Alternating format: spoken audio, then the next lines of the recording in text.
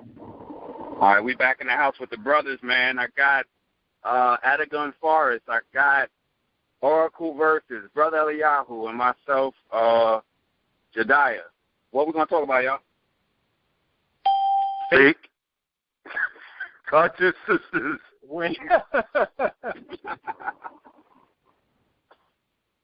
Somebody just came in, too. Who's that? It's Ram. Ram. Hey, what's up, Shalom, brother? Shalom. We just started, brother. We on live. We just started that.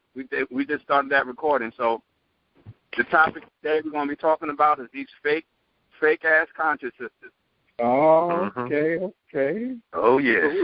Real quick, who all on the line? Eliyahu. We got Brother Eliyahu, Adigun Forest, Jediah Malek, Oracle Verses, and you, the Ram. Yeah. What's up? All stuff, please. We're talking about fake conscious or fake pro-black women. Oh, okay. All right. And if we could get right into it, Adigun uploaded a video the other day. I've been kind of behind. I ain't been on YouTube that much these days, but I did get a chance to check it out. And the comments were interesting, to say the least. But I'll get to that in a second. What struck me immediately, of course, was the chick was talking a mile a minute. She was talking a lot of shit. I didn't have a problem with what she was saying, of course, but her spirit, her attitude was very, very ugly. And what I see that turns my stomach a lot these days is not just these reprobate, disgusting women, but the simps who are actually attracted to these kinds of women. It's one thing to appreciate what she's saying as true and valid. It's another thing to be attracted to her as a female, as a woman. And because of our lack of standards as black men, we don't see her as absolutely repulsive as we should. Because a woman like that, and I'm hoping you guys did see Adigun's video, right? Yeah. This was a loud, aggressive black woman, which, I mean, that ain't saying much because that's synonymous with black woman. Like, you don't have to say loud, aggressive black woman. You just say black woman. You already know the rest. But she, she's going on and she's talking how they do. And you say, okay, wow, what she's saying is true about the white establishment and whatnot. But then you have to ask yourself, would you want her in your house as your mate? Because that same defiance that she's displaying, that combative posture, is the same one she's going to give to the black man. So, but y'all can go ahead from there. I'll chime back. Well, I'll say this: Hollywood has defined black women. Of course, there are two types. They say the sapphire. Now, the sapphire is the one that's sassy, loudmouth, talking back, out of control, and then the Jezebel, the oversexed, nasty black bitch. So you have two definitions of a black woman that was designed or defined by Esau, the white man, because his media, or his evil media, what is it called, media? Maniac, European devils in action. That's what it's called. His media basically is defining how our women are to be. You either the sapphire, the loudmouth, ignorant bitch that can't shut up, that's always talking back, the sassy one, or you have the Jezebel, the oversexed, nasty bitch who will do anything for anybody, anytime. So sisters are picking these. Please go ahead. Don't forget the sapphire Jezebel. There's the sapphire Jezebel and the sapphire Jezebel. Right. But go ahead. So, right, because we have these sisters who are weak-minded idiots who basically want to fit in with white America, the bed wenches, will accept these monikers as badges of honor. So we have to understand these women are the ones who are basically our enemies. You have the sapphire, the Jezebel, and the Jezebel sapphire. So you have to understand they're allowing the media, as opposed to the men they should respect, to define their womanhood. So they love the white man more than they love the right man. You think the media has the type that I want to mention really quick. The other type is the mammy. So yeah. So there's three major stereotypes that they have created for black females, which they have taken on that banner proudly. And just one more point is that you were talking about the media. I think the word media comes from the word Medes, which were basically magicians. So magic. Magic. Great point. On spell binding, mind control over the people to hypnotize them and program these three stereotypical black roles over our women. Right. Wait, let me make sure I understand you correctly. So, in terms of the Bible, the Medes were actually known to be these psychologically manipulative types. That's right. And work in magic. They were known as the magic workers. The Magi came from Medes. The Magi. And remember the movie 300? Like sorcerer. I never watched the movie 300. Well, in the 300, it was a certain group that Xerxes had, and these were the Medes, and they came with these potions and these magics, and they worked that into their warfare, just like Esau. Okay. And the war, as we know, the warfare is the stage takes place in the mind first. So if you take the mind of a people, then you got the people. So I think it would be safe to say that the media has a supreme influence over black women. Of course. I'm sorry. Because remember, Eve was the first one to bring sin into the world, and Eve was a sister. Okay? Mm-hmm. It was because of her that sin is in this world. So, wait. Sisters, I'm sorry, please go ahead. No, I didn't mean to interrupt you. Go ahead. No, finish your thought. No, go ahead, brother. No, I just want to say, when we talk about Eve, let us not forget, Eve did what she did, but as I said before, Adam was simping and now we limping. That's correct. Adam was simping too. Okay, because Eve wouldn't have done that right if his pimp hand was strong. So we got to keep that in mind. It's the same problem we got today, man. But go ahead. I'm sorry. Exactly. Like Goldie the Max said, he should have put a foot in her ass, basically.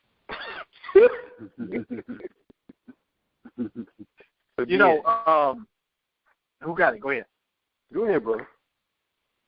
No, girl in the comment section of Adigun's video, Carla Dean or something like that. Carla, I was just about to say something about her. Yeah. Well, I'm going to give you the floor. I just want to mention one thing that's so important. I believe that sometimes we can't see the forest for the trees. And she was saying something. She was exposing female nature, and she was exposing simps. She kept on the essence of what she was saying in the several comments that she made was that, and that simp Nubian Times has mentioned this several times. You talk about when you say, the women are just looking for security. So they tell the black men like us who would check these women, hey, relax. The black woman, she's just looking for security. So that's what this is about. Black men, get your shit together, and then you can get the black woman or whatever. And so the Carla chick, essentially over and over again, was trying to bang that message home. That black man, because T40 actually, I wish he could have been on the phone because he was talking to her, and she was basically telling him that the benefits are greater from the black woman's perspective under white supremacy. And the person, Laboratory Mouse, who I don't know if it's a white male, female, or whatever, I don't even know, I don't think it's a black guy, but Laboratory Mouse made a good point in that comment thread where she said, do you really think women give a shit about this racialist stuff and all of that stuff? Now, I know we've all talked about this at various times in various places where we know women are not principled shit about race solidarity or any of that. But here's the thing. If we understand that women are simply looking for security and essentially they only give a damn about themselves, how can you take that same being and say that that's your fucking equal? How can you take a selfish, narcissistic, amoral creature, anti-intellectual creature who will tell you herself, I just want security, and say this is my motherfucking equal?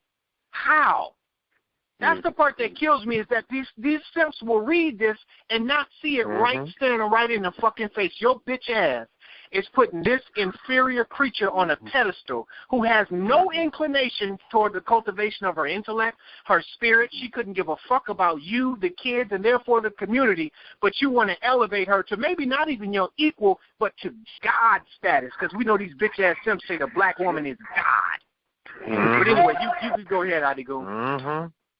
I'm glad you said that. Carla Dean also said a couple of things in the comment section that bothered me, and that kind of exposed what she was trying to do. She was trying to get us to start kissing her so that we can get her support. Now, I don't know what kind of support she can possibly offer us, but I was of the understanding that we really don't need the black woman support in this country. I think she's the source of most of our issues. I think we need to actually get on one accord and move as one as black men. Black women are going to jump on board by default. When they see black men doing something, they're going to jump on board. But we actually have to not really need them for them to do that. Right. Excellent point. Oh, right. Man, and we got to keep in mind. I mean, that's just like if we all four of us are getting ready to take on to begin a venture, and I flat out tell y'all, look, Eliyahu, Jediah, Adigun, look, I'm just along for the ride, man. I just want to get my shit. So if y'all shit start to fail, I'm gonna pop this motherfucker, man. You know that's all. You come on, man. You ain't gonna take me seriously no more. You ain't gonna care about anything that I have to say. If you can't kill me or kick me to the curb, at the very least, you gonna press the mute button on this motherfucker over here. So this is all the more reason that when as we go through this process of growth in a positive direction, we shouldn't give a single fuck what black women say. Shut the fuck up. Look pretty, be obedient, have my babies, and shut the fuck up. Because you've already told me you only give a fuck about security. Fine, that's your nature. Shut your motherfucking mouth. That's why we shouldn't be talking to these stupid-ass black women, because they will throw it in your fucking face. You ain't got nothing, nigga. You can't offer me nothing, nigga. You can't do this. She don't give a shit about nothing else. That's all the more reason. Shut the fuck up. That's why you get silence and submission. Don't fucking talk.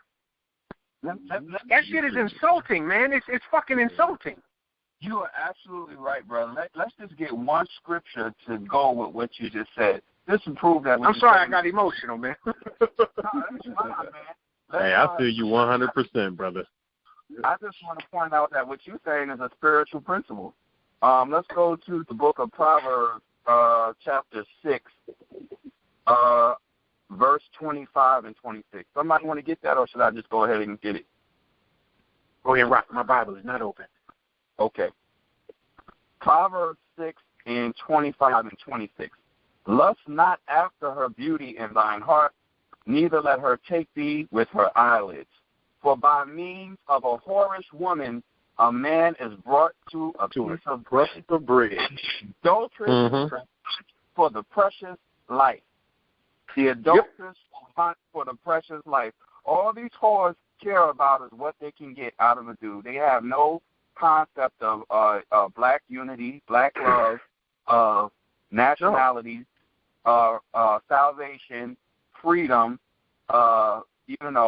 getting out of this condition. As long as they can get a few trinkets out of it, they'll have us here another 400 years. Well, even too, you're right, Jediah, because even when you look at, what was that, Proverbs 6, you said? Look at verse 12 and 15. It's like a scoundrel, a mischievous man is he who prowls about with crooked talk, a wink of the eye, a touch of the foot, a sign with the finger. You see, subversion is the evil that he is plotting. He stirs up quarrels at all times. You see what I mean? So, brothers, we need to get rid of brothers like that. Those are the ones who are feeding these bitches.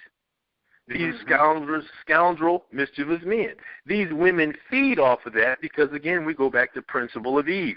Women are attracted to the bad boy until he kills them or she has to go to jail for him. Women like danger. They like to stick their finger in the light socket. They're basically wicked things. Hey, I got an example close to home. I hate to say this shit, man, but I had my girl over here just yesterday.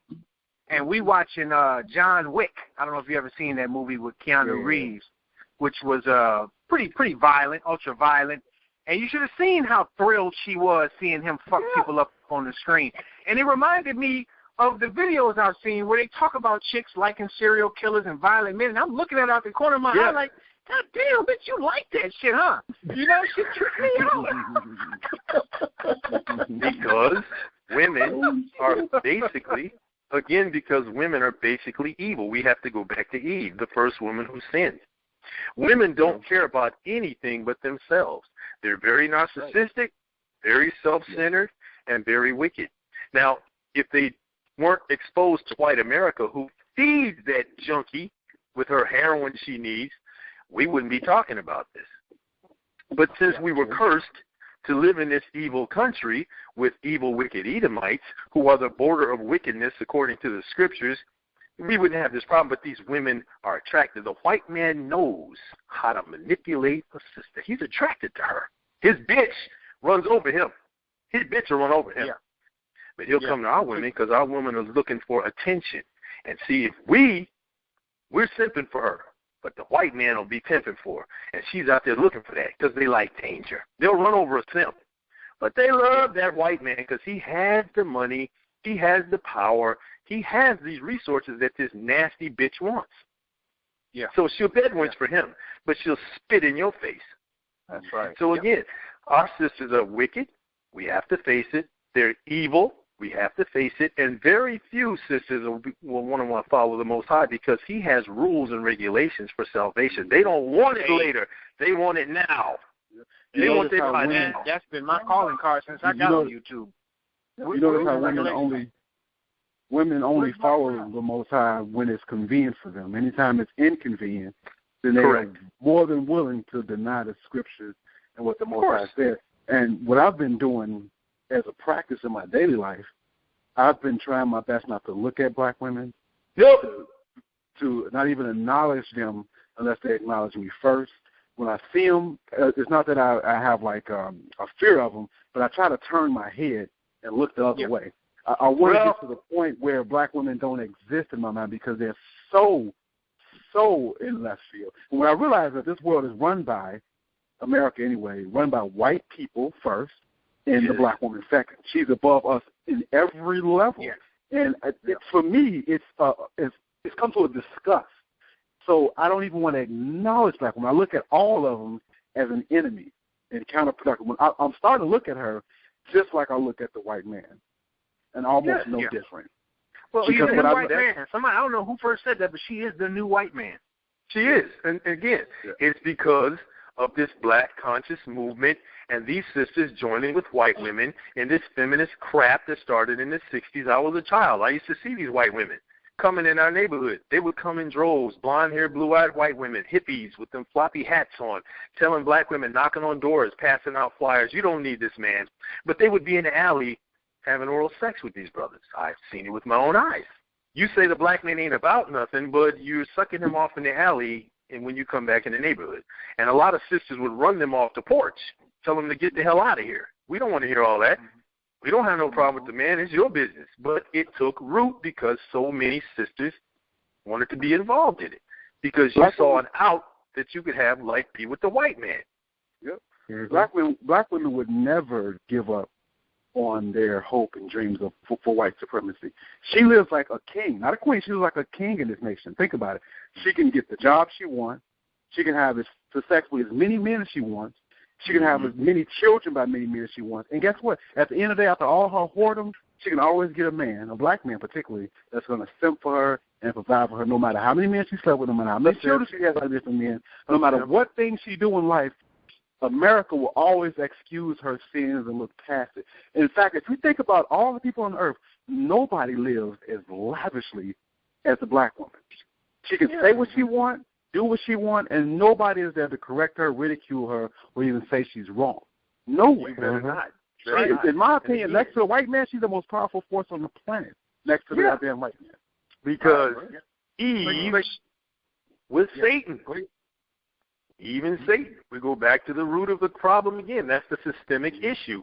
The disease, she's Eve. She has cancer. and that cancer has to be cut out. And it gets cut out by the Most High, and it's turning away from the black conscious movement, these stupid, ignorant, evil females, and become the men we're supposed to be. I don't need to lay up with a hoe. I don't need you. You got so many, what is it said, you carry the spirits of other men in your vagina. Every time a man ejaculates in you, you're carrying that man's spirit around in you. So you're bringing evil into my world. And I don't do it. What is it? Michael Camerism, Jediah? That's what it is. Michael Camerism. Right. So you're carrying other men's spirits with you. So you're crazy as hell because you got Joe, John, Djibouti, all these other niggas and white men come in you, and it's in there for the rest of your life. So you're crazy as hell. So why would I want to stick my rod in a rat hole? You're right. Black women don't use condoms. Every woman I had sex with, if I didn't put the condom on, it wouldn't have to be put on. Period. Well, it doesn't have to. It doesn't have to go in her vagina, gentlemen. She swallows things too, and that's kind of nasty. So you are sucking another man's penis by proxy when you kiss that bitch. Right. Sure. And leave these hoes alone. And if you really think about it, dealing with black women, period, is cuckolding because she has so many men in her life and has had so many in her life. You can't find a black woman. I say 99.8% of them all deal with multiple men in some way, form, or fashion. You can't find a black woman that's loyal to one man. In fact, I had a girl that I deal with from time to time. She told me that it was hard for her to be faithful. Hard for her. Straight up. But before you explain that, could you break down what cuckolding is and where it comes from? And then go ahead and say what you were saying? Yeah, well, cuckolding is comes from the idea of the cuckoo bird. The idea that this bird would lay eggs and allow another bird or trick another bird into laying on those eggs to hatch those eggs and take care of those children or those birds, baby birds.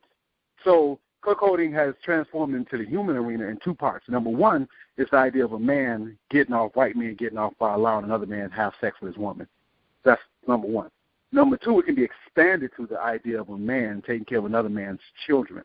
Now, I know sometimes we're in that situation, but black men do that in mass, taking care of another man's children, sponsoring another man's progeny. And since the black woman has such a high position over the black man, think about it. And when we were kings, whether it was Africa, Egypt, Israel, where we were, we had children by multiple women who were our wives and concubines, right? Mm-hmm. And all our children came together. But that role has been reversed. Now the female is the king.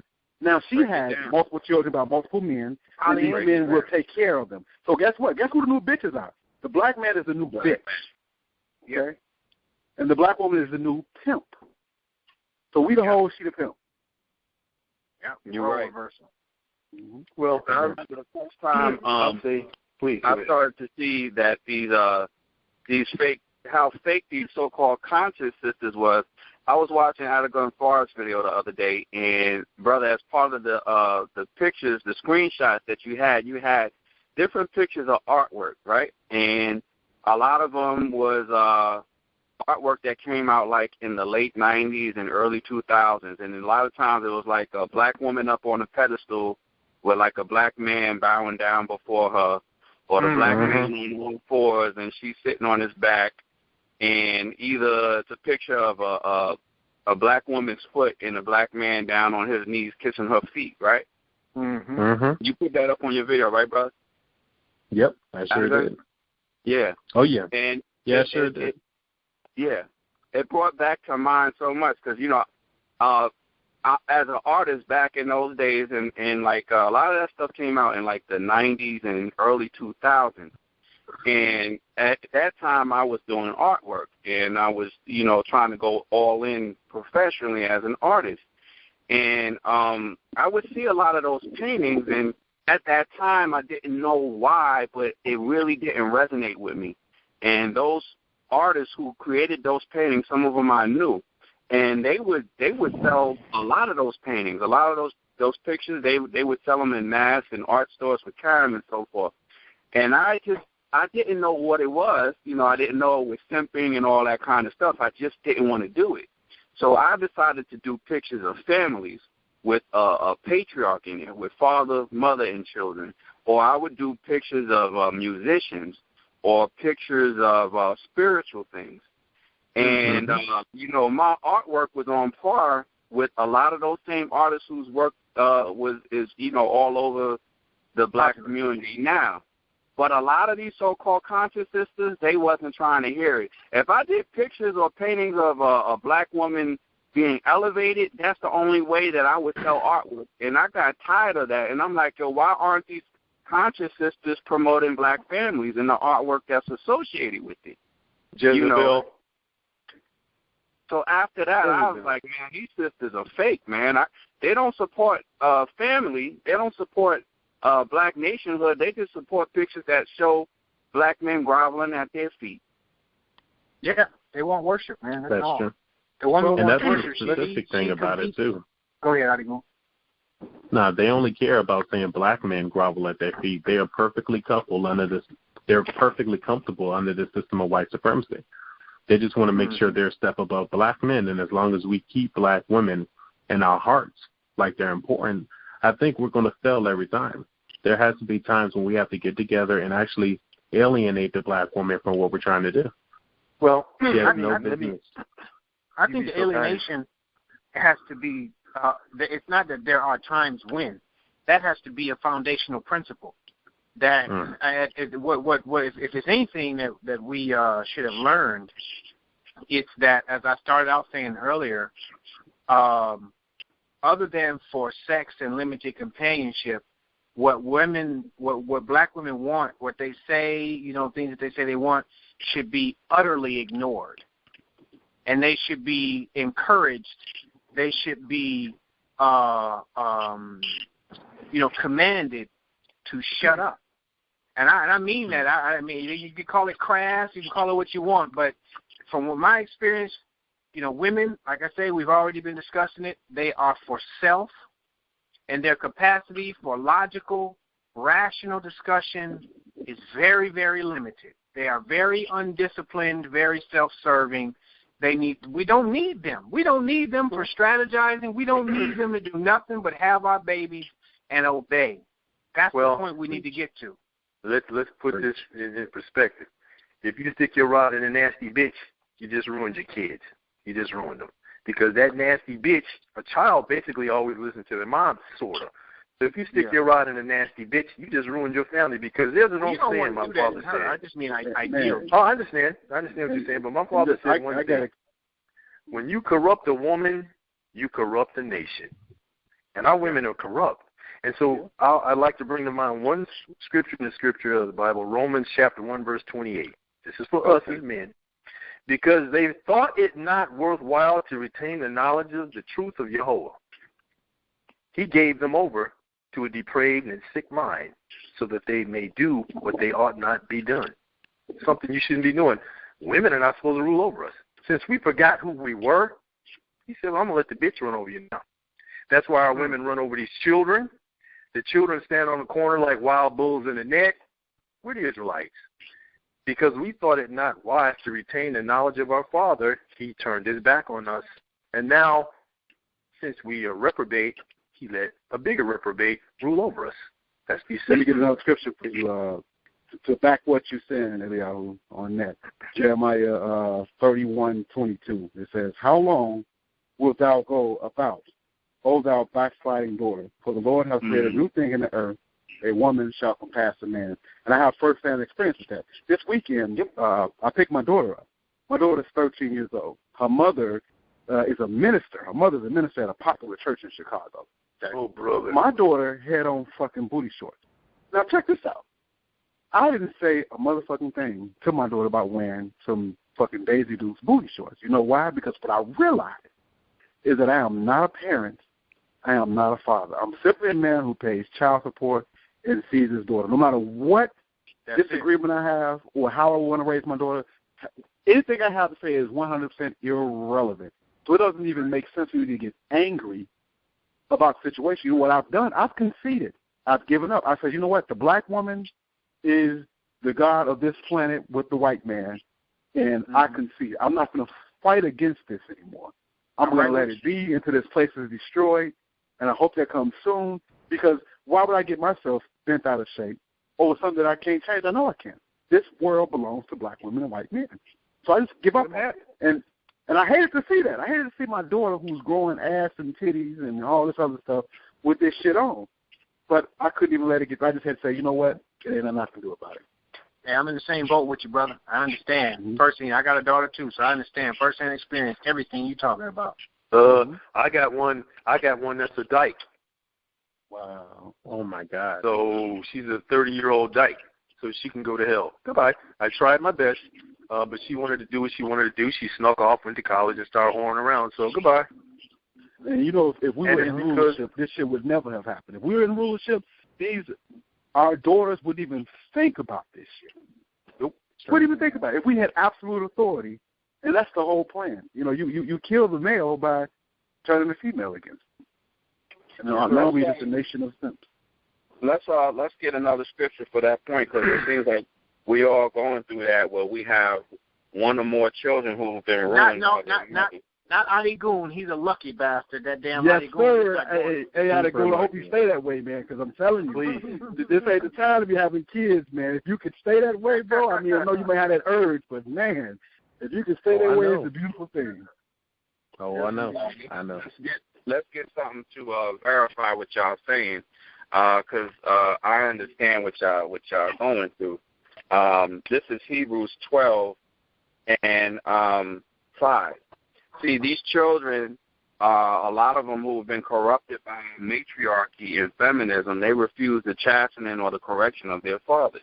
That's correct. And because of that, now they're being cut off, and that's what needs to happen to that type of unrepentant daughter.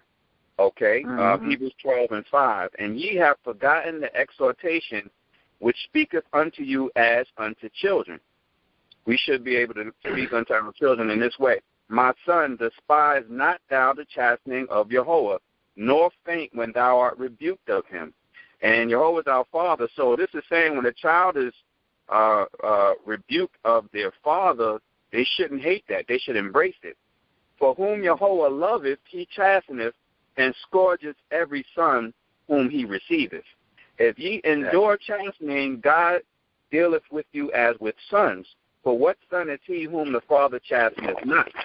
But if ye be without chastisement, whereof all are partakers, then are ye bastards and are not sons. So when we reject the correction of our fathers, then that makes us bastards. And see, us as brothers and men, our forefathers they hated the chastisement or the correction of the Heavenly Father. So then now we're in a nation of bastards or matriarchs.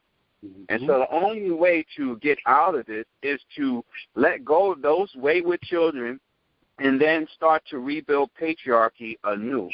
And that means avoiding unrepentant, unreformed black women. And you will know a black woman if she's reformed by her level of submission to you. And it should be total submission. And the only one, you know, these fake consciousnesses, they want to get out here and act like they're going to teach this and teach that. The only thing they should be teaching is other women and children how to submit and how to love their husbands. And that's it. That's all they should. So that so-called conscious woman who was loud and obnoxious and abrasive, even though she was saying certain things that were true, it's hypocritical. Because the only one she needs to be focusing on teaching is other women that they need to start helping to build up black men and supporting them by submission. And you have a wife, Brother Jediah, who's a shining example of carrying out those responsibilities that you just laid out.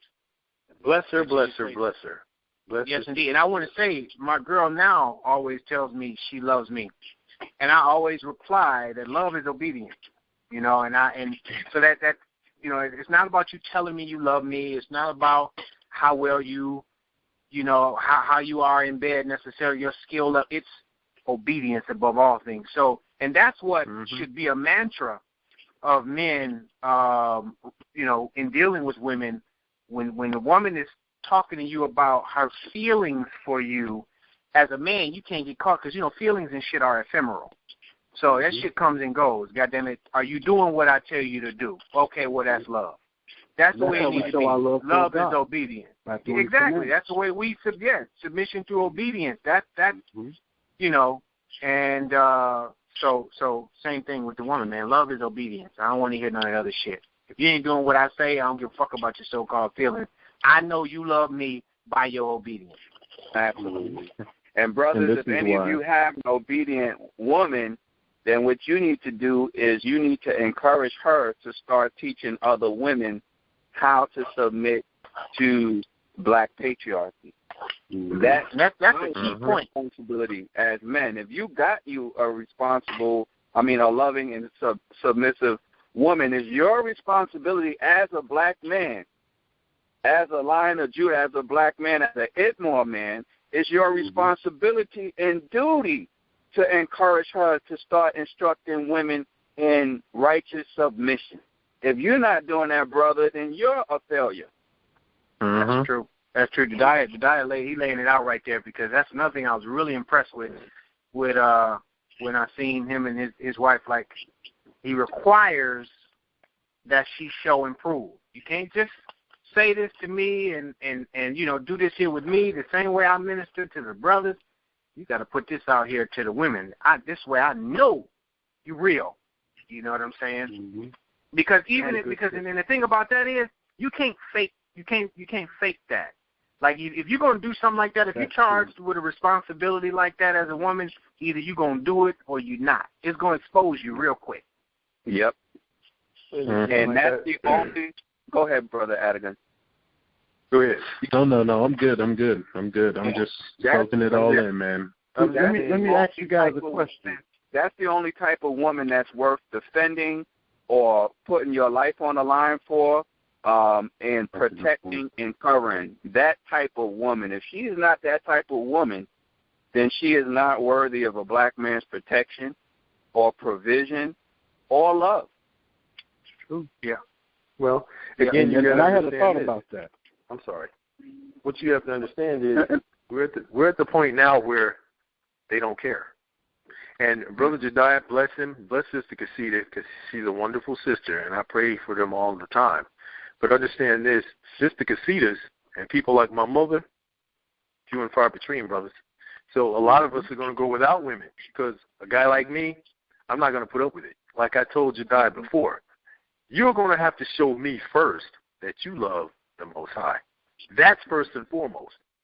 I don't want to hear anything else, because love is following the commandments of the Most High. That's what true love is. And when you show me that you fear him and obey him, then we'll talk. Other than that, just because you say you love me, lady, Michael Camirism is on my mind all the time. If you're a repentant sister, I'm happy for you, but you're going to have to show me that you love the Most High before anything.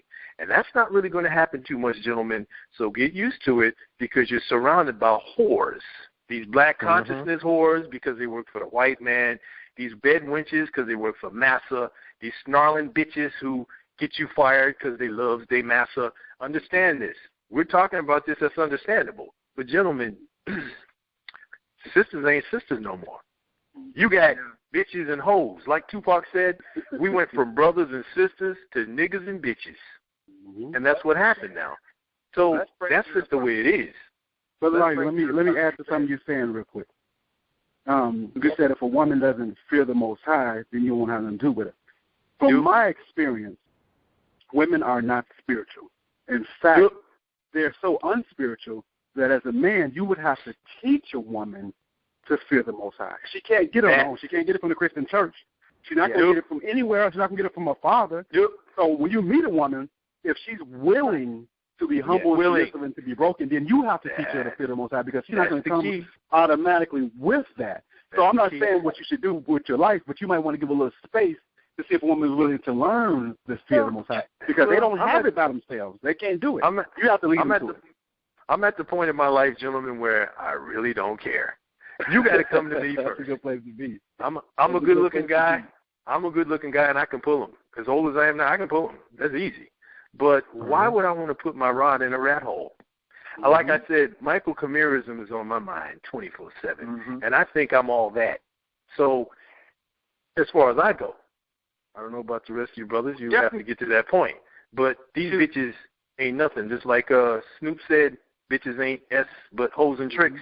So I'm not going to put my rod in a rat hole. I'm sorry. You're going to have to show me first. You have to show me that you got some sense. And you have to show me in some sense that you fear death and you fear burning in hell. See, if you can't show me that, then scoot. Come on. Have a nice day. I'm not going to waste my time trying to retrain a stupid-ass dog. I train dogs, as a matter of fact, gentlemen. Damn. You think about how... That's what Black Ram was saying. Black Ram was saying that that we, you know, if a sister is willing to listen and give you an ear, then us as men, it's our obligation and duty to start to instruct you. And that's right, let's break down what you was talking about, microchimerism. You know, microchimerism is a woman ingesting sperm in any of her cavities, be it oral, vaginal, or anal. It eventually makes its way up the cerebral spinal fluid up into their brain towards their third eye. And I want y'all brothers, whoever brothers is going to be listening to this broadcast, I want you to look up a picture of a scepter. A scepter is a rod or a staff that a king uses to rule with. And if you really look at the shape of a scepter, it usually has like a round top. And then the staff or the shaft, then the shaft underneath. And the penis. And even deeper than that, like a sperm cell. Yeah. So a sperm cell is in the shape of a scepter. And with that sperm cell, you rule over that woman's mind. So if you have a woman who has all these different scepters, or different people ruling her brain and telling her spiritually what to do through the different semen that she's ingested, she is incapable of being taught or tamed unless she is willing to forego all that and have you as the only one ruling her mind through your semen, through your rod, through your penis. She is worthless. And so if there's a sister who's willing to listen and really willing to learn these spiritual principles of being Hebrew and being Ibmor and black patriarchy and reestablishing righteous community, then that's a woman that's worth investing the time in. You know, for those who are willing to do it. I know some brothers is just at the point where they're like, forget all of them. I'm just be But our sperm is actually a scepter whereby we rule, as well as our penis. It's a rod. It's a scepter. Don't take my word for it. Google scepter and look at a picture of it, and then compare it to a sperm cell and compare it to your own rod and see. Yeah. Yeah. You know what, like I said. Please, brother, go ahead. I'm sorry. You know what also bothers me, not just the microchimerism part. It goes a little bit beyond that. When you get with a female, she's been with so many men. She has so many experiences. You can't share anything new with her. By the time a woman is in her mid to late 30s, she's traveled with men. She's had whatever experience you can think of to try to have this woman to create a memory with her. You can't do it because she's done everything. That's a She's very got new important sexual point. position. She's done everything. So you can't do anything to her that would make her say, oh, I remember that. Oh, because she did that already. Yeah. Their minds and their bodies are defiled. A black woman nowadays can offer you nothing. Nothing. She's completely defiled. And then to have to deal with a woman after all of that, after all the little dicks she sucked, and all the guys she fucked, after all the experience she had, she want to come and control and rule you. I mean, what a deal. What a deal. Black consciousness, black feminism, and whitey, that's the whole issue again. Women are naturally sinful, they're curious, they're nasty, and they don't give a damn. All they want to do is live for today. And, brother, if you can't give that bitch what she wants, she'll find somebody else. We all know this. Right. Again, we have to turn our backs on these sisters and not be so horny and not be so simped out, because that's the key. We don't need these women. Really, we don't. I mean, Come on. These women are nothing but whores. Unfortunately, I'm sorry to say it, but they're nothing but whores. And that's sickening. It's saddening to know this. It makes me very sad. I'm not lying. To know that my sister, some of them so very beautiful, and you see the wicked things that they're involved in. Disgusting. And then you want to kiss me in my mouth with that thing you've been having on somebody else's rod? I don't think so. That's an insult. That's like a damn dog. I have a dog. He better not lick me in my face. I'll slap the hell out of you. You're a dog. You've been licking your butthole. That's nasty. So these females are bringing filth into your life, and we willingly accept it because we're simps. Well, not us, but brothers are simps. We know this. I don't need it. I don't need it. That's why we have to restore standards now to our women. We have foregone standards as black men. Our only standard was the size of her behind. That has been our only standard. And now us, Ibmor men, as Ibmor brothers, introspective black men of reform, we need to reform ourselves first. It starts with us as brothers to establish standards for the type of women we're going to deal with. Not allowing matriarchy says forego all standards. All women are beautiful, no matter just by virtue of being a woman. Just because they have a vagina, they're beautiful and they're goddesses, and you know whether they keep themselves frumpy or out of shape or any of these. Well, it's loud and obnoxious. No matter how many children they have, by how many men, a black man still needs to submit himself to her, cuckold all those children, and get nothing in return but sex every now and then. So see, my father said something that's wrong with black. I'm sorry. My father. Please, I'm sorry. As men, so it starts with us, and any woman who's worthwhile, us as men start to reestablish standards and hold to it. Then the women any of them who are worthwhile, they'll start to fall into place. So again, like I think Adigun has said, we need to focus on the brotherhood first and foremost, and really holding ourselves up to a specific code and standard, and strengthen each other as men and as brothers, so that, and then those of us who have daughters who are decent and sisters who are decent, we need to start to really think about grooming them for marriage to other Ibmor brothers, other men of Judah, other brothers of standards, and start setting that up now. We can't if we just allow our daughters, those of us who have good daughters and decent daughters, to just choose a man willy-nilly on their own, and we will never get out of this predicament. Never. Well, you know, never. I'm a Go ahead. Damn. No, go ahead, because my thought was incomplete. So next time, go ahead. Let me say something. Okay, go ahead. I just want to add to this as well. Not only is she defiled physically, but the black woman, she truly seeks to destroy you in every aspect. She's like a sucker. She is the destroyer. And let me give another example that we had to mention how black women want to destroy men. So her body is defiled, and her mind is defiled, and she seeks to control you. But she wants to spiritually destroy you. Most black women are church women. They're Christians. So she wants you to go to her church and worship her pagan deity on Sunday. So she wants to destroy you spiritually, mentally, and physically. She wants to send your soul to hell. She wants the black woman is the worst. Absolutely. So the black woman is right up there with Satan himself, because she wished to sift you like wheat and destroy your very soul by introducing you to her pagan god. One of the first things dealing with a black bitch, she'll say, "Do you go to church? Do you go to church?" And she'll tell you what fucked up church she go to, and she wants you to come and decide yourself in that raggedy ass couple that she's in. Well, you know, here's the irony.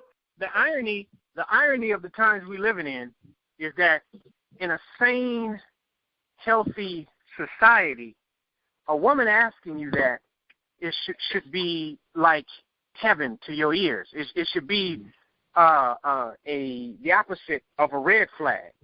But in this crazy upside down society, a black woman asking you that is the biggest red flag you can get. Biggest red when flag. Normally you want a woman who would be always in the temple, who's asking the man, are you at the temple? But nowadays, if you get that question, run your ass the other way. Hell yeah. Black Christian women, boy, they're the worst. You don't want her to require you to go to church. It's the opposite these days. Right. But again, it's easier dealing with a woman who has never heard the truth than a woman who goes to church. Women who go to church, their minds are completely gone. They're lost. destroyed. They're gone. They're lost. You're right, brother. Again, and the true church is where two or more are gathered in Yehoshua's name.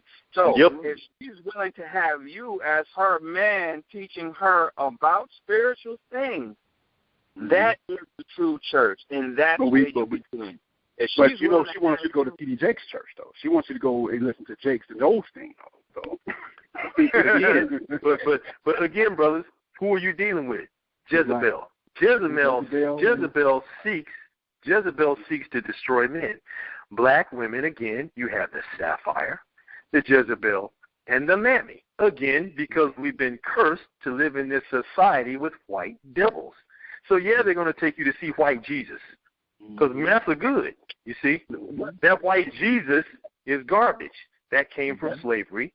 That came from all kinds of mind games and destruction of our people, and we still have not learned our lesson. We're still wandering around in the desert, and some of us are going to have to die off. And a lot of us will. Let's expound on that point you just made about those three different types. There's the Jezebel, the Sapphire, and then the Mammy. We also need to understand that there's a program set for black men, and so we need to elaborate on that because there's some brothers caught up in this same programming.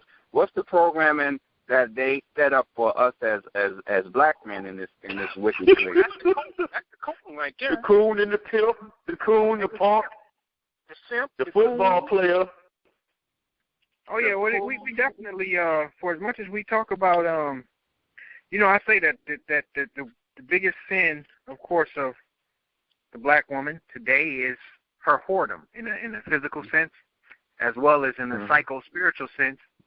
And the black man's biggest sin today is by far cowardice.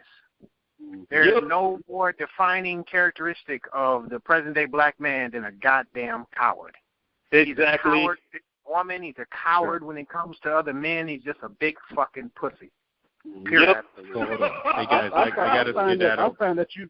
I'm sorry, Adigun. Go ahead. Hey, no, it's good. I gotta go and get ready for work, man. But it's been good talking to you. All right, brother. Y'all be blessed. Shalom, brother. Shalom, brother. Shalom. No doubt. I got 10 minutes myself. About 10 more minutes. Okay. I find that black men would easily fight each other, but they won't check the bitch that lives in their house. That's what I found to be right. true. Well, I'm gonna tell you one your brothers quick. Real quick. That ever since this stuff, these killings of brothers, unarmed brothers by cops and stuff, I had just this sort of revelation, if you will. It hit me just how absurd the gangster rap is, and the brothers talking about killing each other and how they talk so creatively about how they will murder each other and talk about how unafraid of one another they are, while none of these cops are getting taken out. No white males, just other black males. And I understand the programming and the socio-political conditions, socioeconomic conditions that create this behavior in black men, but it bothers me too. I'm going to give you the floor right back. As soon as you said that, two rappers came to my mind who really influenced that. Well, I guess many of them influenced that train of thought, but Biggie and Jay-Z. They always talk about how quick they were to shoot a nigga, quote unquote, shoot a nigga, kill a nigga, do this and that. But if the feds come, then I'm out. I'm trying to think of some of the lyrics. They always talk about if the feds come, then oh man, the lyrics will come back to me. But go ahead, bro. Right. Well, I mean, my thought was just about complete. Man, the fact that they still make this type of music when you are being directly and obviously challenged by men of another fucking community to do the shit that you say you're about. They come right into your community and shoot black men, and you don't do a fucking thing but make it. This shit that's been going on with these white cops and even white civilians has proven the profound, otherworldly bitch-assness of the American black man. I mean, it is absolutely fucking disgusting, man, they can be so vicious. I mean, just vicious to another black man and let these cops and everybody else just ride right on by. And they always talk about how they ain't scared to go to prison and they ain't going to tell. Well, goddamn it, man, if you living like that, you just on some renegade fucking rebel shit, why ain't you challenging these goddamn cops? Fuck, man, that shit is crazy, man. Well, again, let's do this. Back to the scriptures. The Most High said that you would be afraid of a shaken leaf and you would have none assurance of your life. So, black men, you've been trained by Whitey because he has toys. He has the toys, the cell phone to impress these bitches. He has the little car you have to work for 24/7. He has the clothes you have to buy to go to the club to impress these hoes. He has these things. So basically you're murdering yourself. Let me ask you this. Let me say this, fellas. We're the only people in the world that have to go to work and not be yourself. You can't be yourself. You have to be a fake, full of crap, yes, a boss nigga. You can't express yourself. You have to speak the way they speak or what they say to do, or you don't have a job. Now, female is no threat to the white man because she has a booty and breast that he can look at and grope over, and she likes that. But you have the staff. You are sexual competition for him. So you better come to work. You better act white. You better not be a nigga. Don't act black. So we're the only people in the world that have to be fake in order to eat. Yeah. Again, we've been placed in this country as a punishment to make us want to come back to who we are. White people fear us. They're afraid of you. I'm a perfect example. Wherever I go, they fear me. You damn right they do. I've lost jobs because I smacked a few people around that were Caucasian.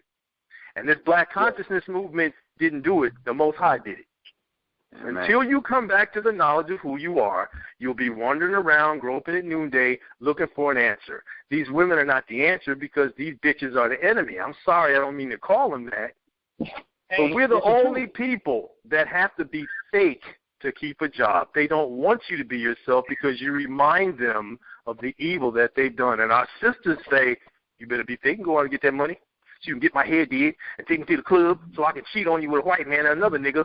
And then I want it. We got to be around, be fake to get a job and be fake to keep a bitch. Bye. Goodbye. I don't want it. Let's break down this role that they have put for black men, because we have broke it down. What do we have? We have the simp, and we have the coon, and then we have the buck. The simp, the coon, and the buck. And they all three of them, the simp, the coon, and the buck, all revolve around cowardice. Exactly. The buck is strong physically. He has a strong physical prowess, but he's a coward mentally. He's afraid to stand up for anything that has to do with his freedom, but he's quick to assert aggression against another black male. We have the coon, who is also a coward, who is treacherous against his own and underhanded against his own. And then we have, and he'll sell out. He does it primarily for money. Yes. The buck does it primarily for sex or dominion, fake dominion, the power to kill and say like a thug. A lot of them fit the buck definition. And then we have the simp or the vagina beggar, whose only sole purpose is sex and upholding matriarchy, and they all revolve around cowardice. Yes, exactly. Yes, indeed. So that's the core of it. Yep. So we have Go ahead, Oracle. Go ahead, bro. No, that's what we have. We have the coward and the whore, which is the archetype that was originally established by Adam and Eve. It's the same thing right here with us today. Like I always say, Adam was simping, and now we limping. Mm-hmm. Yep. Exactly. And the coward. And it's not going to stop. So, or we could those say of us, a hole in a cuckold, because Adam was a cuckold because he was allowing Satan to influence his woman. Yeah. There it is. So again, there it is. Yeah. It goes back to biblical principles. You can do nothing. Again, since we turned our back on the knowledge of our Father, he turned his back on us. Since we thought it not appropriate for the knowledge of our fathers, he turned us over to a reprobate mind so that we may do what ought not be done. And that is, females running the show, and the black man is the hoe. So as soon as you come back to the knowledge of who you are, that's going to stop. It's a hard road. It's going to be every individual achievement. Because as a group, brothers, we're lost. Only 1/3 of Israel will be saved. Only 1/3. So don't waste your time looking for these hoes, trying to help these knucklehead niggas out here. He that has an ear, let him hear. We're looking for brothers and sisters who want to change their life. If you don't, my father had a saying, if a nigga don't want to learn, let him burn. Right. That's right. Right. So that that Black Power movement, Farrakhan, Jesse Jackson, let these niggas alone, man, because they're chasing their tail. White people love to see you say you black because you have no heritage. You don't know who the hell you are. I'm black. Oh, I know that nigga stupid. Oh, he's in Farrakhan. You're not going to do nothing to him. You after the We're the only people on earth who describe our nationality as a color. Everybody else have a nation of origin. We're the only people on the earth that are lost. Hence the lost tribes of children of Israel. Why is it that no other people has this problem, but no other people have? But Deuteronomy chapter 28, brother. And again, I don't call myself black. I say Hebrew. So that black thing, it don't work with me. Because when I hear that, that signals that I'm lost. So that signals that I'm part of the Black Power, the Farrakhan's. I'm not NAACP. The hell with all of that. All that means is that you're lost. You're lost. So call yourself a Hebrew. Arab. Because you're Hebrew. You're not. Want to call yourself a damn Arab by giving us last name of Farrakhan or Muhammad or something like that. One slave master for another. You're right. We are the Israelites. We're the Israelites. And I say I'm a Hebrew. I don't care who don't like it. I say I'm an Israelite. You can keep the black stuff. Because, see, they don't care about them because you're lost. They care about us because we know who we are and they don't want to hear that. I know a few Africans, not personally, but just talking to them. You know, Africans never, ever, ever, ever describe themselves as being African. Never. Never. You will not meet somebody from the continent of Africa who will say that they're an African. You know what they're going to say? True. I'm Nigerian. I'm from Ghana. I'm Igbo. I'm Fulani. They're going to say their tribe and their nation. They're not going to say fucking Africa because they know that's a European construct. They know that. You know, that's a good point. I don't know that they know that it's a European construct, but I think they naturally identify with who they are, what they've grown up knowing themselves as. Our general reference to Africa, well, I am African, you're making a good point there, because then that's all we can say without identifying any particular tribe, not even a region, let alone a tribe. So Africa is named after a white man, as you know. We're the only ones that call Africans African. You're right. They don't call themselves African. We do. Well, like I said, they don't even call themselves that, And like it's been my experience too, brother. It's very true, man. They say, man, I'm Ethiopian, I'm Ugandan, I'm Nigerian, I am Ghanaian, and we're the only people. Do you know what they call blacks in America? So-called blacks in America. Akate, exactly. Cotton picker. Yep, they call it. They say Akata because that means wild one. Yeah, cotton picker. Well, whatever. I don't care. Again, I do not. Break that down, brother. Break that down. You were saying about Akata? Yeah, I was speaking to a Nigerian guy, and he was like, they refer to black people as Akata. I said, what does Akata mean? He said it means wild person, like uncivilized, wild beast. I'm like, really? Yeah, for those who don't know, that was referenced in the movie Sugar Hill. I don't know if that was the first time, but the movie Sugar Hill with Wesley Snipes. I remember Wesley Snipes and his brother beat up them Africans because the Africans directly called him Akata. And he said, what the fuck did you call me, whatever. Then they kicked their ass. Well, again, we will be a byword and a proverb among all nations. Again, going back to the scriptures. Now, let me explain this to you. What the Jews call us in Israel, Kushim. You know what Kushim is? Niggas. So we're called names by every person on earth. We even call ourselves a name, Black. I'm a Hebrew, gentlemen. I'm a Hebrew. I'm an Israelite. So keep all the black foolishness.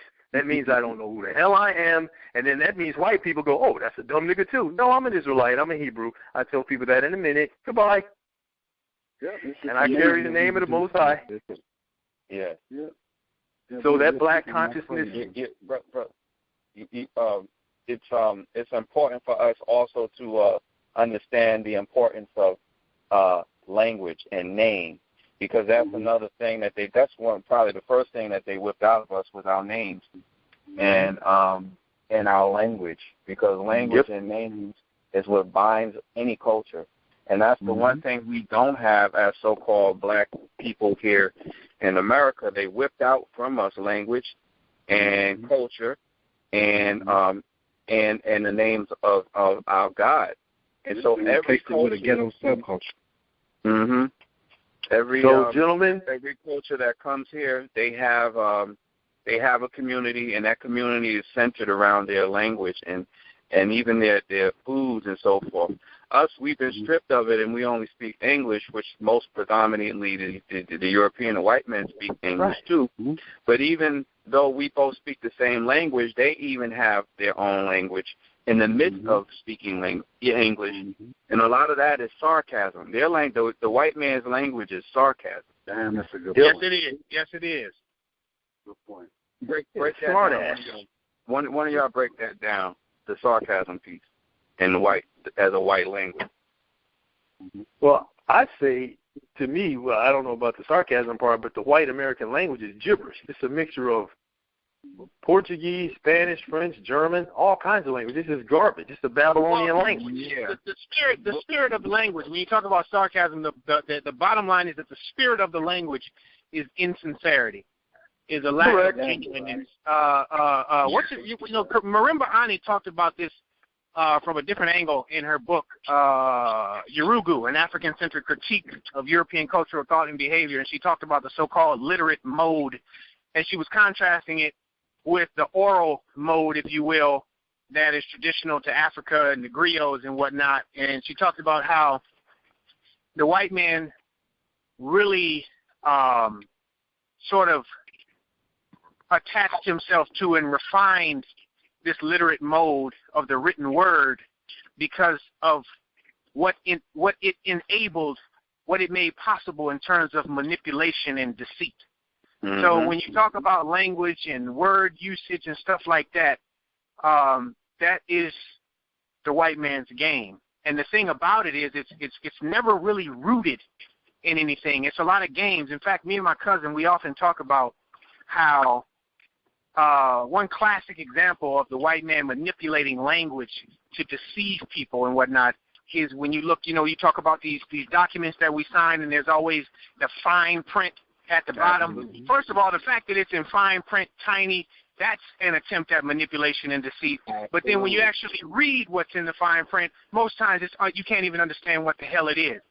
But that's his game. In this society we live in, there's so much documentation and proper word usage and word order. When you look at this court system, there's so much manipulation in terms of how you word things. Man, one word could fuck up your whole case, regardless of if it changes, even if it does not change the truth of the matter. Let me take you back on that real quick. When Satan tempted Eve, he repeated everything that the Most High said to Eve, but he changed only one word. And it said, "Has God said?" So Satan is a master manipulator of language. Satan means deceiver. So who on the planet is the deceiver? Esau. Who on the planet has deceived the whole world? Esau. Absolutely. So that's his method. And as far as the sarcasm, I've experienced that. The white man uses that because he thinks he's superior, so he uses that to condescend. So he covers his supremacy. He shrouds it in his sarcastic language. Yeah, he's evil. So, again, like I said, we combat that with the Most High. Your name denotes who you belong to. I don't belong to no damn devil. I belong to the Most High. I am a son of the one true one, Eliyahu, Ben Israel, son of Israel. So I don't belong to no white man. I'm the son of the one true living one, and I act like it. My name gives me plenty of balls. My name makes me a badass. So I'm gonna act it. You're right. I just wanna elaborate on, tie in what you're saying with what we were just talking about, black and the sarcasm of white man's language. So black was a term that they really just gave us as a nationality. Not that we don't identify ourselves as having dark skin and try to separate that from us, or that we're ashamed of the melanin of our skin. But even black and all these terms that they give us was given in sarcasm. Right. So time to get rid of it. Manipulate. Time to get rid of it. And we first do that by coming to the Most High and getting rid of their goddamn names. Yeah. And that's how we know we're different. Because as men, we can speak in truth and honesty. The white man doesn't do that. The black woman doesn't speak in truth and in honesty. No, they both have the same characteristics. They hide behind who they really are. Eve and Satan, even Satan. And again, we get rid of that by coming back to the word and getting rid of their names. Because you don't own me, Whitey. And I don't follow behind women. When you go into the names, I just want to add,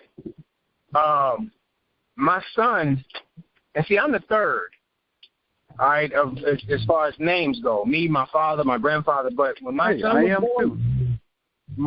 was born, his name, first, middle, and last, is not European at all. So he's starting a whole new line. That's right. That's right. Get rid of the Afrocentrism. Get rid of the Black Power movement. Get rid of Farrakhan. All of this is a construct of white America. Everything, listen, like I said before, Jediah, the Most High made the Israelites. The white man made niggas. So which one are you? These women chose to be niggas. Goodbye. I don't want to be around you. Goodbye. I'm a man of the one true one. So you want to be a nigga? No, go ahead. I consider myself a Garveyite for a long time, pretty much until recently, when I realized that we truly have no connection with the continent of so-called Africa whatsoever. No, and not at all. No one over there would receive us with open arms. So we have no ties. In fact, if we took our ass over there en masse, you better be sure they would look at us and treat us as an enemy. So the whole idea of African-centered consciousness based off the continent itself, in my mind, is a lost one, because they have no solidarity with us here or over there. We are people all out here on our own. All we got to call on is the Most High. That's it. The Israelites. I think Ghana is one of the African countries, or the only African country that I've ever heard of or known of, that has put out that they want our people here in America to repatriate there. Oh, I didn't know that. Okay. Yeah. No.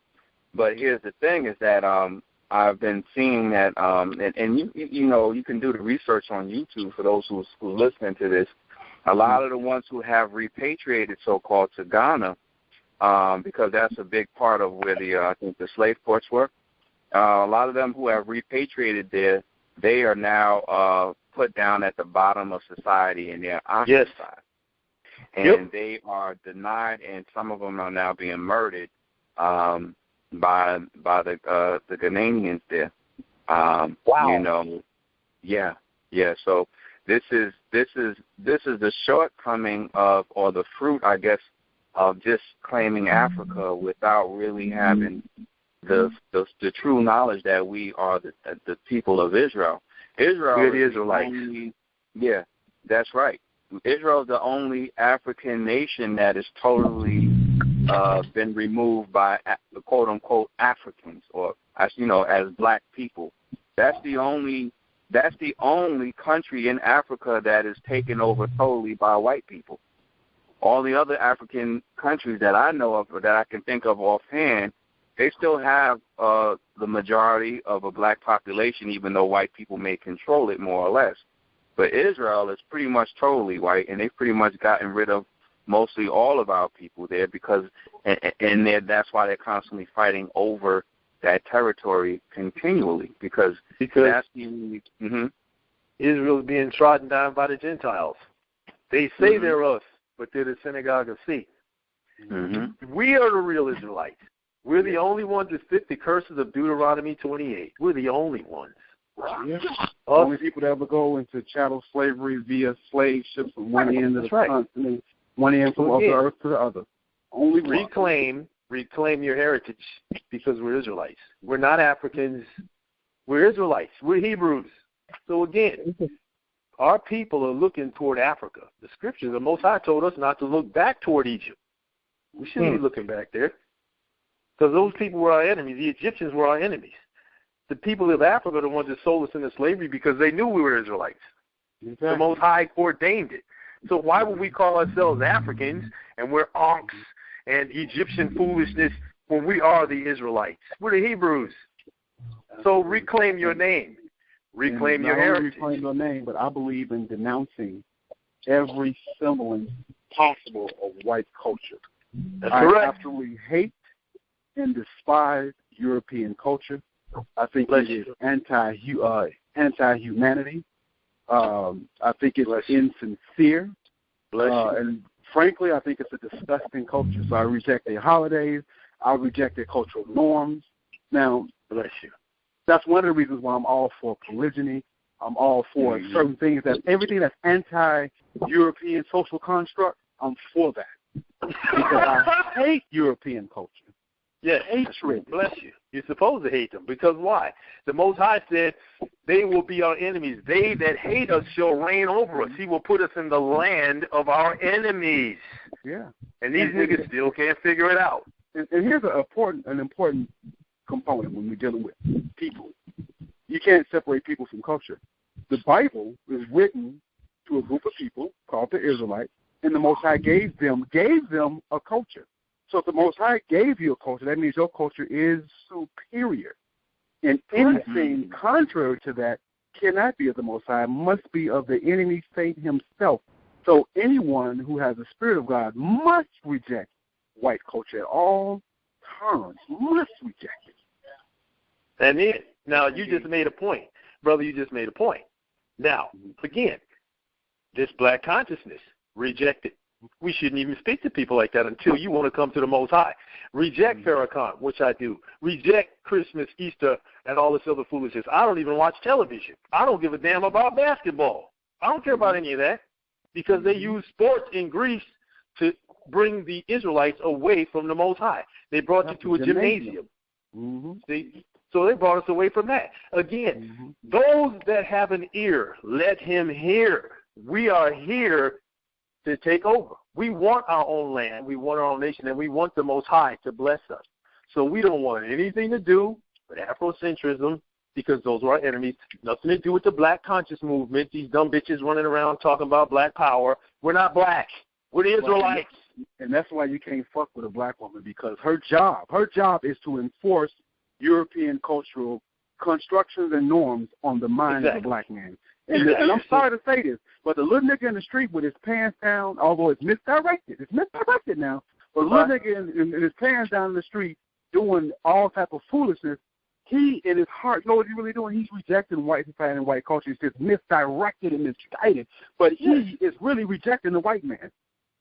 And Jediah and I spoke a little while ago. Remember we said everybody has already heard of the Most High. They know. With all this knowledge out here, I don't want to hear it. You've heard the word. You've heard. So there's no excuse for saying you're black with all this knowledge out here. Everybody knows we're the real Israelites. I've even heard some white people talking about some black people are Jews. I've heard something about black people being Jews. Everybody, because of this knowledge that's out here, you know. And if you don't, you got white people.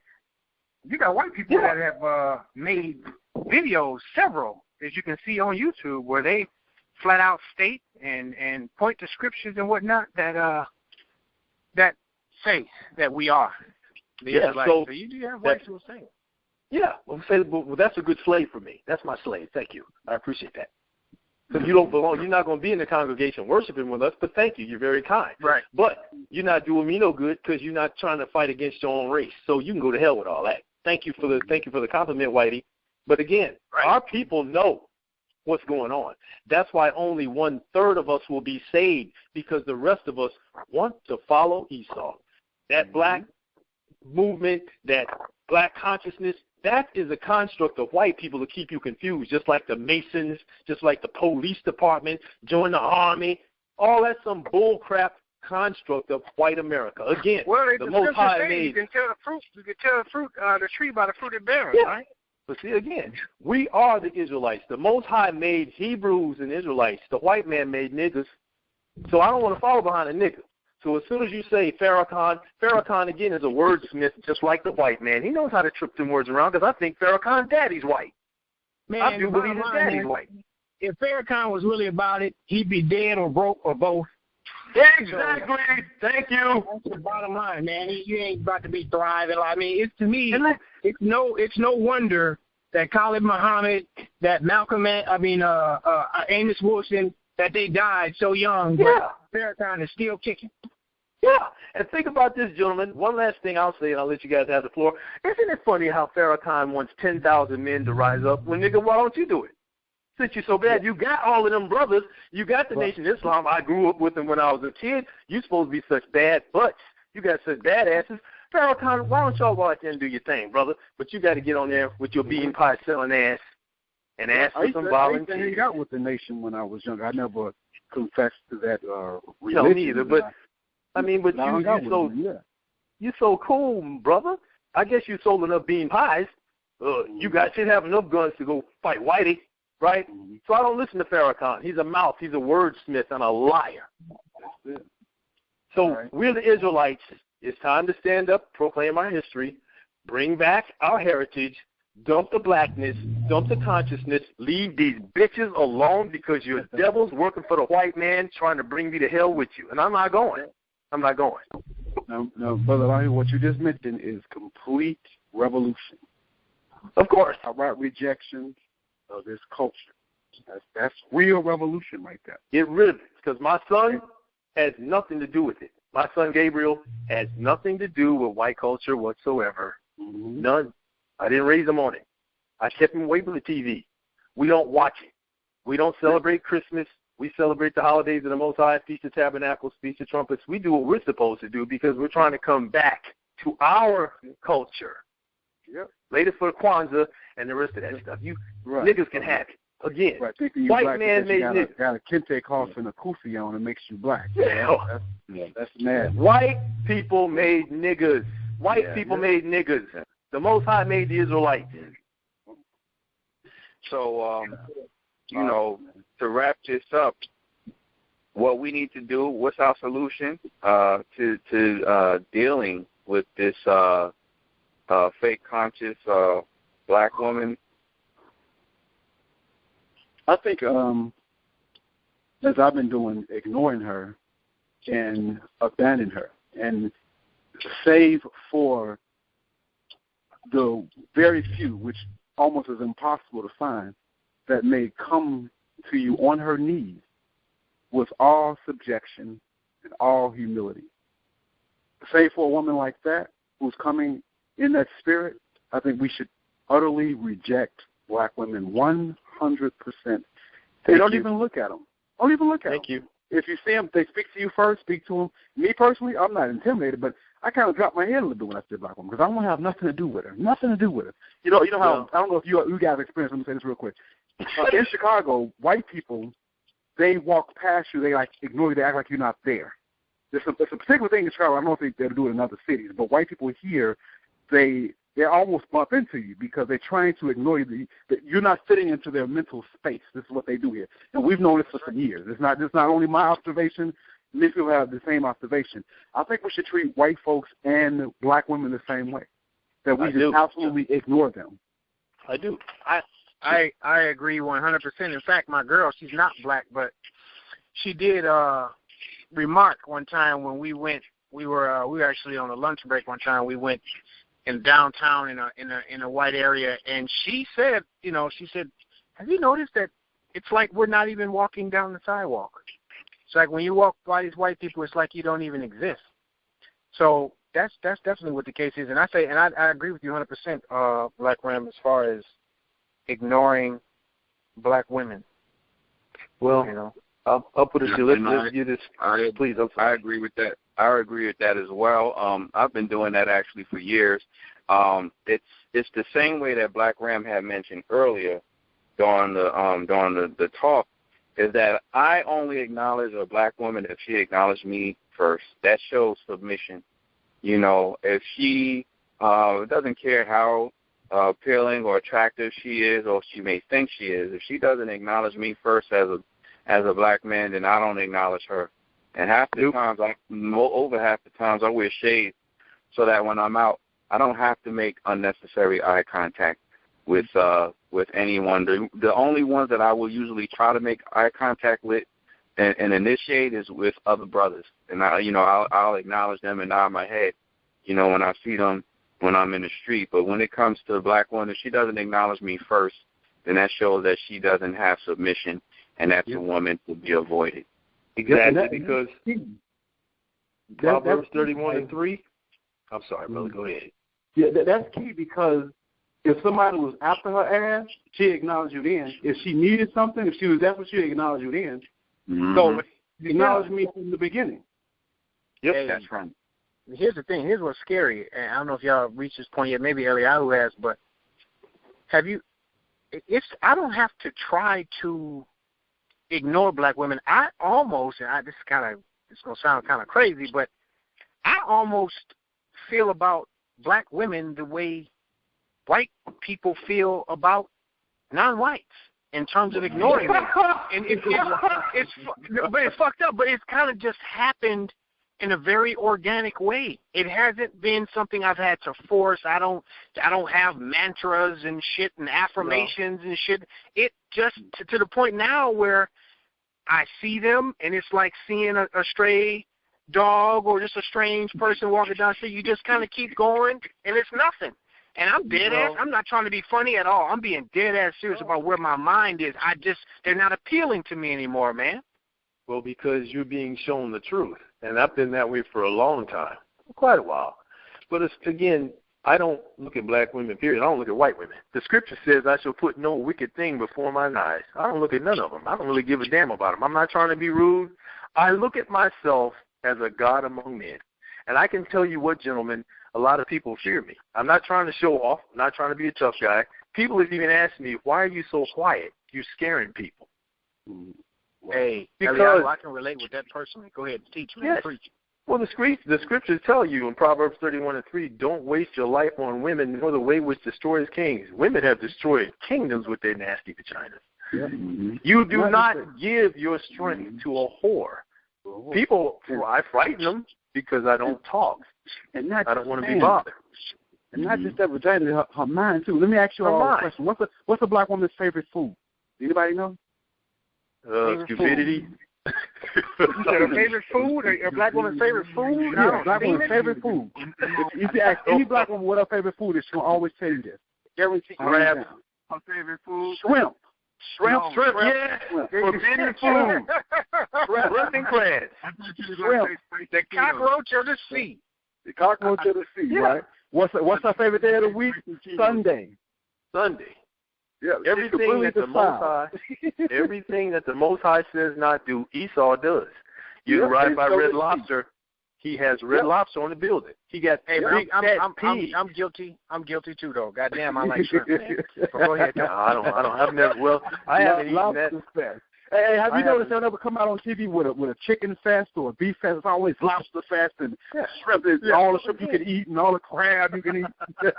Well, because you live in a society, the Bible says that we would eat defiled food in the land. We would eat the king's meat. We're eating the king's meat. It's filth. Yeah. Hey, everything like let me just say this to y'all, because y'all, all three of you guys are on the same page, and I'm very I'm very much sort of new. Me and Jediah have been talking for a long time, several years now. But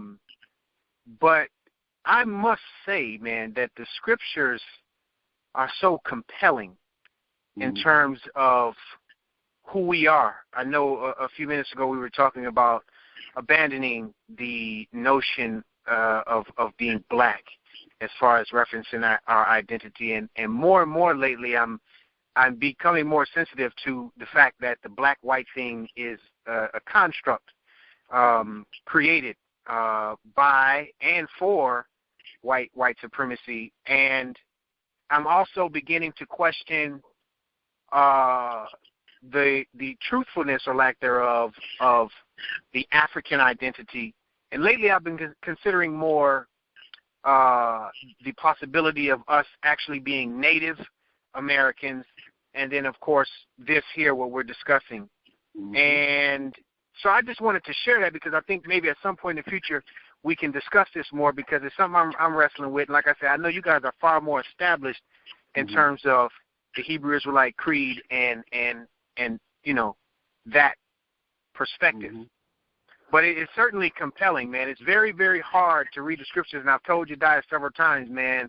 Even as I sit on the fence and I read the scriptures, one thing I cannot deny is how they resonate with me. Even with all the questions I have, I tell him spiritually it resonates with me, but intellectually I haven't got over the various mental blocks from all the information I've consumed over the years.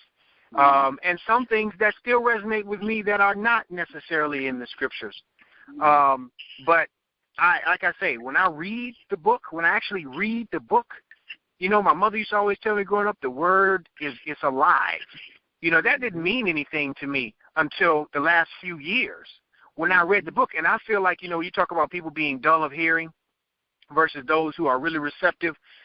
I don't know that everybody's going to get that experience when they read the book. But I know what I feel when I read that book, and I feel like it's a real connection. It's like electric, and it resonates with me, man. Right. And I'll just say this. If I had to be left with one book, it would be the scriptures. And that's still, even sitting on the fence with all the questions I still have in my mind, that book is the one that I would have to be left with. But go ahead.